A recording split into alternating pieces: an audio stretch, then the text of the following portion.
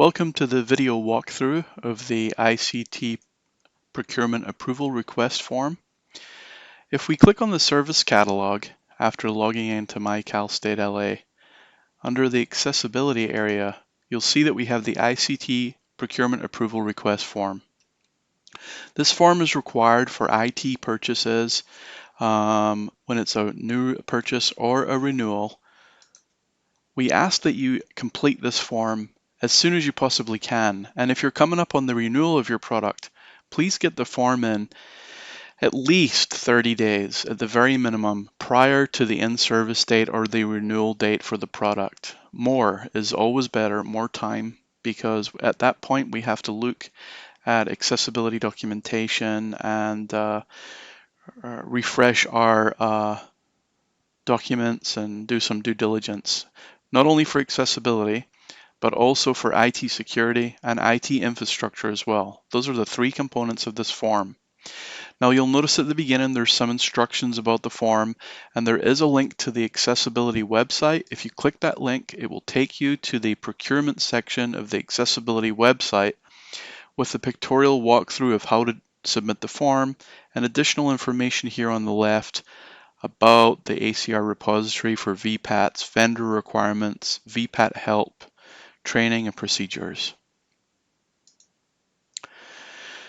So the person who accesses the form in the ServiceNow catalog is the person that opens the form. This is pre-populated. In this case, it is also for me. So I'm going to begin typing my name here and choose it from the lookup here.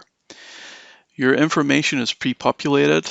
All of these are required except for the department, the phone number, the email, the department, and then you'll have to choose the ITC that helps you in your area. This is also a lookup. If you'd like somebody else to receive notifications of this request for status updates or anything along those lines, you can enter their information in this lookup field here. You can add any CalState LA ID as an additional recipient to receive email notifications for the request. And now we're at the vendor information. The vendor, in this case, I have some pre-populated information here that I'm going to put in.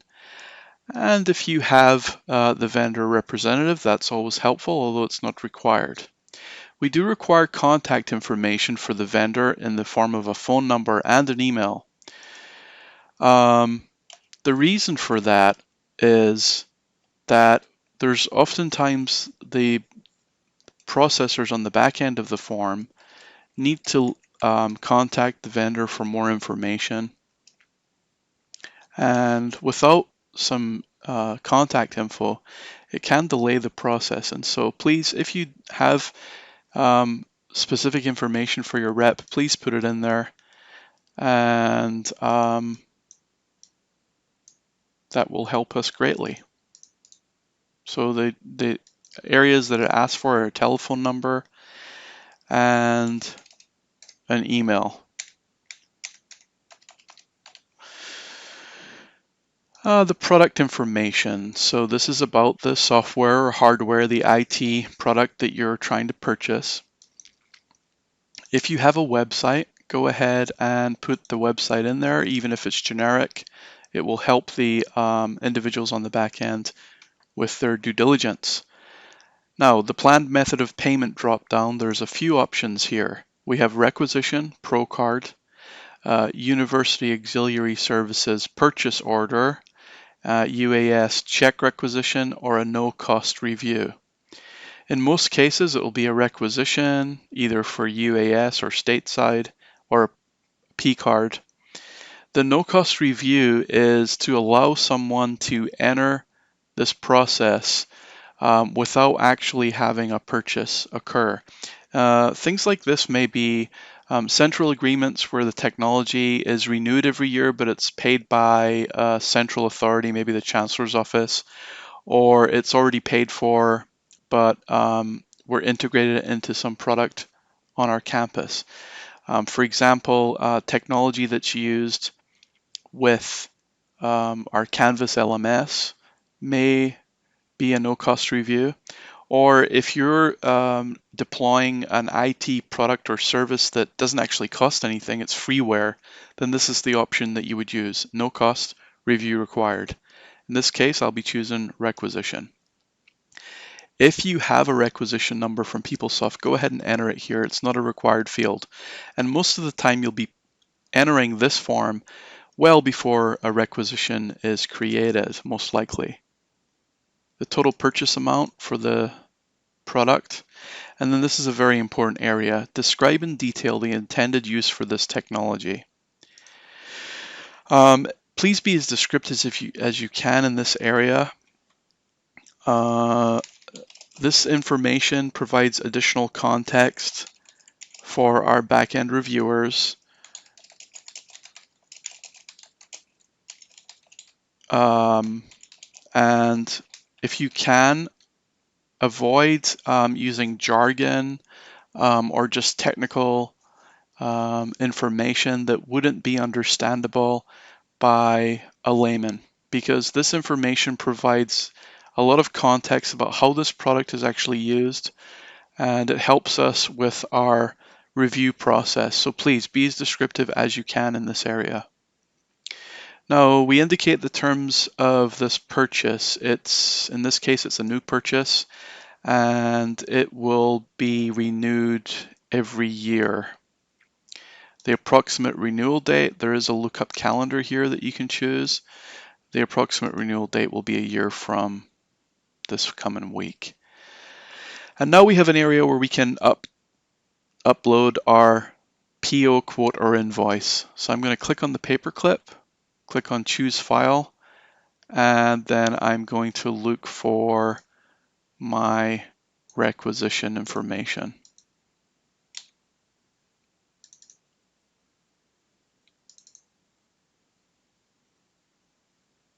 There we go. So I've attached the PO. I can close this window now. Next, we have product use and impact. Choose the product requirements. In this case, it is not required and the product use is optional. This is software that helps us remediate PDFs. However, we can do it with Adobe Acrobat. This is just another easier way to do it. In this drop-down, we have required for academic or curricular purposes, for maintaining continuous employment. So if it's the software that you must use as a part of your job, then you would choose that. If it's both of those things, for curricular and for your regular job duties, then you choose both academic and curricular. And there is an other. If you choose other, you can describe what other is, but in this case, I'll do not required. This is going to be desktop software. Notice that these are checkboxes where you can choose more than one option simultaneously. It's non-public location and it will be used by staff. The number of users of the product is less than 10. The primary product use is not to conduct research. Now, this means that it's not involved in a research design or a research study. If it was, you choose yes for this area. Is the primary use of this product to generate electronic documentation? Yes, it is. So this is a software that helps us remediate PDFs. So there's a lot of output in the terms of digital content with the use of this software. If you need more information, you can check these little triangles here and it will reveal more information about that question. For the electronic documentation question, basically this is an accessibility question.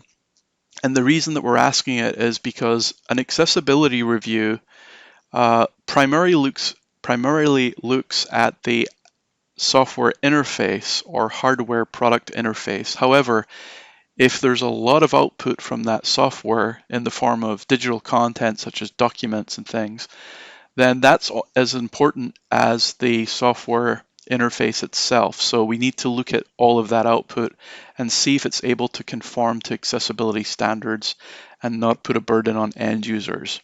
So in this case, yes. Is this technology featured, embedded, or a component of a Cal State LA website? Now, if you're purchasing this technology for a website or it will be on a website for Cal State LA, then you would choose yes. and then you would indicate the Cal State LA web address where it will be located. Again, this is a Cal State LA website URL or an affiliated URL that is paid for by the university. It is not the vendor website or the product website. In this case, it's no for me, so I don't have to put that in there. Next, we have a campus IT support section, which is not required, but I'm going to fill some of this out anyway. Number of installations, 10. 10 licenses being purchased. Software support plans, no support required in this case. Will the ITC install the software? Nope, I have admin privileges on the machines. So I'm going to put my own name in for the person who will be installing the software. Actually, I'll just put self here. Now, who will handle ongoing maintenance? Now, this is actually a lookup field for ITCs. So if you do not require an ITC to handle the ongoing maintenance, do not fill this field out. In this case, I'll leave it blank. It is optional. Now we have the accessibility conformance area. This is asking us to upload the latest VPAT. So when you're getting these quotes for renewals or new purchases from your vendors, that's the time to ask them for their accessibility conformance documentation, ACR, or VPAT. Ask them for their latest product VPAT, and hopefully they can send it to you or send you to a website where you can locate it. I'm going to click the paperclip clip here, and I'm going to see that here's the previous file that I attached, the PO. I'm going to choose file, and I'm going to upload the VPAT that I have. Close this window. Does it exist in the repository? This is on the accessibility website. It doesn't, it's a new product, so I'm going to say no. If you said yes, it may ask you for the name or the number from the repository. So in this case, I'll say no. And finally, we have information security. You have to answer some questions here. How will a user access the product? They're going to do it with a local app. Actually, there's no login required. Indicate whether it handles sensitive data. It does not. And does the product require integration with the existing IT product or service? No. When you choose certain areas here, you may be asked for more information. But that is not presented to the end user here that's filling out the form. Certain questions here will provide additional tasks to the ITC named on this request on the back end of the form, and they may have to submit some additional IT security documentation. Once you're done, you can click the blue Submit Request button at the bottom of the screen. And there you have a confirmation that your request has been submitted. At that time, you will get an email notification telling you that the ticket has been assigned. And that's it for the form. Again, if you have questions about it or you'd like to know more information about it, you can find that out on the web at calstatela.edu/accessibility, and from there you can go and click on ICT procurement, and you'll find some information here on the ICT procurement process. If you have any questions, please email us accessibility@calstatela.edu. Thanks.